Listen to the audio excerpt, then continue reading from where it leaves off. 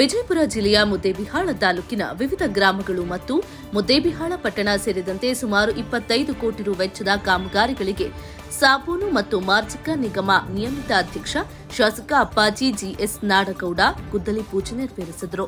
ಲೋಕೋಪಯೋಗಿ ಇಲಾಖೆಯಿಂದ 25 ಕೋಟಿ ರು ವೆಚ್ಚದಲ್ಲಿ ಕೊಳ್ಳೂರ ನೇಬಗೇರಿ ದೇವೂರ ರಸ್ತೆ ನಿರ್ಮಾಣ ಮತ್ತು ದವಳಗಿಯಿಂದ ಬಸರಕೋಡ ಕಲ್ಪಿಸುವ ರಸ್ತೆ, ಅಗಸಬಾಳದಿಂದ ಅಗಸಬಾಳ್ ಕ್ರಾಸ್ವರೆಗೆ ಹುಲ್ಲೂರು ಗ್ರಾಮದಿಂದ ಕಾಳಗಿವರೆಗೆ ರಸ್ತೆ ಸುಧಾರಣೆ ಕಾಮಗಾರಿಗಳಿಗೆ ಚಾಲನೆ ನೀಡಿ ಶಾಸಕರು ಮಾತನಾಡಿದರು.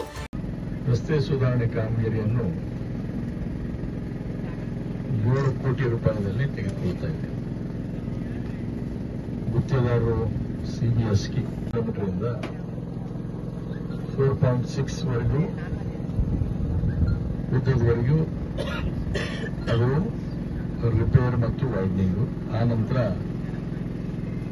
5.6 ಕಿಲೋಮೀಟರ್ ಇಂದ 8.5 ಕಿಲೋಮೀಟರ್ ವರೆಗೂ, ಅಂದ್ರೆ ಅಂದಾಜು 3 ಕಿಲೋಮೀಟರ್ ಮತ್ತೆ ಕಂಪ್ಲೀಟ್ ಆಗಿ ರಸ್ತೆಯನ್ನ ಮಾಡತಕ್ಕಂಥದ್ದು. ಮತ್ತು 8.5 ಇಂದ 9.5 ಅಂದ್ರೆ ಅಲ್ಲಿ 1 ಕಿಲೋಮೀಟರ್ ಚೈನೀಸ್ ಇದು. ಆ ನಂತರ ಕಿಲೋಮೀಟರ್ 4.15 ರಿಂದ 4.40 ಅದು ಸಿಸಿ ರೋಡ್.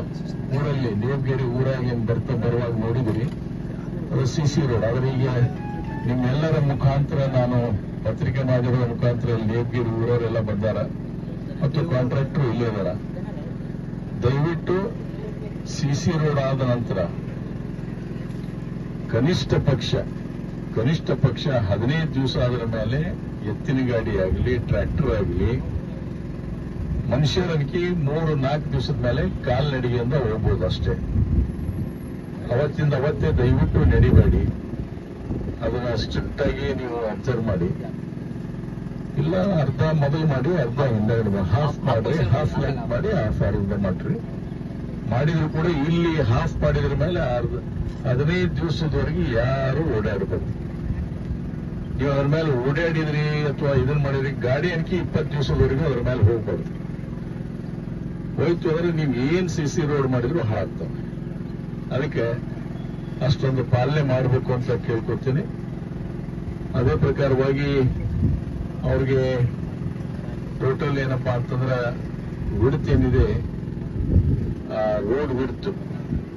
ಇದೇ ವೇಳೆ ಕಾಂಗ್ರೆಸ್ ಪಕ್ಷದ ಮುಖಂಡ ಸಿಬಿ ಅಸ್ಕಿ, ಬ್ಲಾಕ್ ಕಾಂಗ್ರೆಸ್ ಅಧ್ಯಕ್ಷ ಗುರು ತಾರನಾಳ, ಕಾಮಗಾರಿಗಳ ಗುತ್ತಿಗೆದಾರ ಎಚ್ಕೆ ಪಾಟೀಲ, ಚಿದಾನಂದ ಸೀತಿಮನಿ, ಸುರೇಶ್ ಗೌಡ ಪಾಟೀಲ್, ಅರವಿಂದ ಕಾಸಿನಕುಂಟಿ, ಯಲ್ಲಪ್ಪ ಚಲವಾದಿ ಮತ್ತಿತರರು ಉಪಸ್ಥಿತರಿದ್ದರು. ಪ್ರತಿ ಕ್ಷಣದ ಸುದ್ದಿಗಾಗಿ ನಮ್ಮ ಯೂಟ್ಯೂಬ್ ಚಾನೆಲ್ ಸಬ್ಸ್ಕ್ರೈಬ್ ಮತ್ತು ಶೇರ್ ಮಾಡಿ. ಧರ್ಮಯುದ್ಧ ನ್ಯೂಸ್ ಕನ್ನಡ, ನಿಮ್ಮ ನಂಬಿಕೆಯ